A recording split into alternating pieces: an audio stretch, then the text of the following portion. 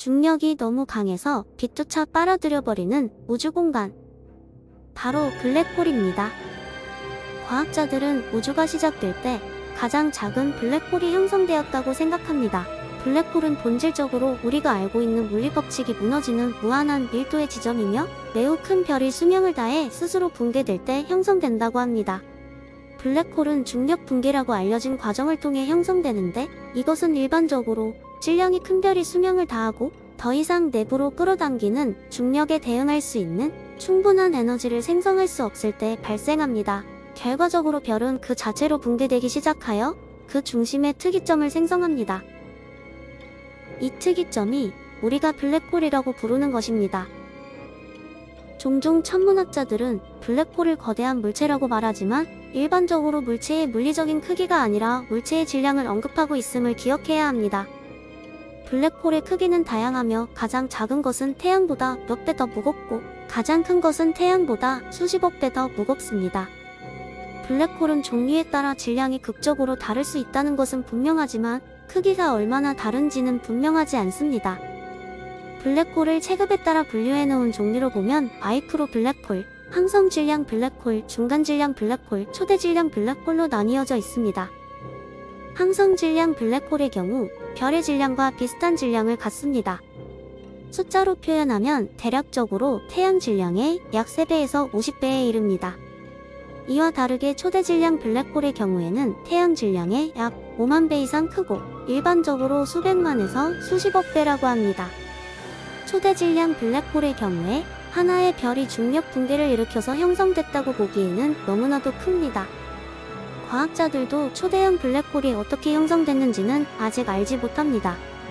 초대 질량 블랙홀은 항상 은하의 중심에서 발견되며 거의 모든 은하의 중심에는 초대 질량 블랙홀이 있다고 합니다. 특이한 점은 중간 질량 블랙홀인데요. 태양 질량의 약 50배에서 5만 배 사이의 범위에 속하는 중간 질량 블랙홀의 경우에는 존재 여부가 논쟁이 될 정도로 찾아보기 어려워서 존재하지 않는 것으로 생각되었으나 불과 몇 년 전에 그 존재가 확인되었다고 합니다. 마이크로 블랙홀의 경우에는 과학자들이 존재의 증거를 찾을 수 없었고 근본적인 물리적 메커니즘을 이유로 존재할 수 없다고 하는데요. 만일 그렇다 하더라도 우주의 티끌만한 부분밖에 모르는 우리가 섣불리 확신할 수는 없는 것 같습니다.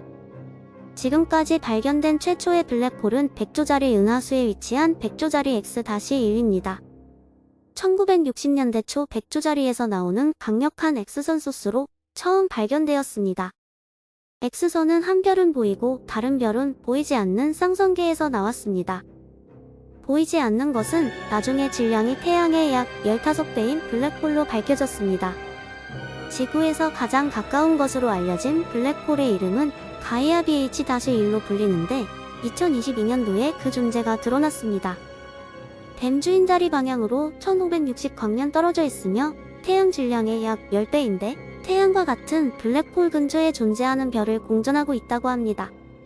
모든 것을 빨아들이며 파괴해버리는 블랙홀. 빛조차 빨아들인다는 상상조차 안 되는 블랙홀이 과연 지구도 파괴할 수 있을까요? 만약 블랙홀이 가까이 접근하게 된다면 지구뿐만 아니라 모든 것을 파괴해버릴 것입니다. 하지만 그럴 가능성은 극히 낮습니다. 가장 가까운 블랙홀도 1000광년 이상 떨어져 있으며 태양계에 가까워지더라도 중력이 행성의 궤도에 미치는 영향은 미미할 것입니다. 그럼 태양이 블랙홀로 변한다면 위험하지 않을까요? 그것도 아닙니다. 태양은 우리 태양계에서는 매우 크지만 블랙홀을 만들 만큼은 충분히 큰 별이 아닙니다. 그렇기 때문에 블랙홀은 주변 우주에는 큰 영향을 미칠 수 있지만 우리 후손들에게까지는 영향을 미치지 않을 테니 걱정할 필요가 없습니다. 단지 우주의 신비로운 비밀이 더욱 빨리 밝혀져서 궁금증을 해소시켜주길 바랍니다.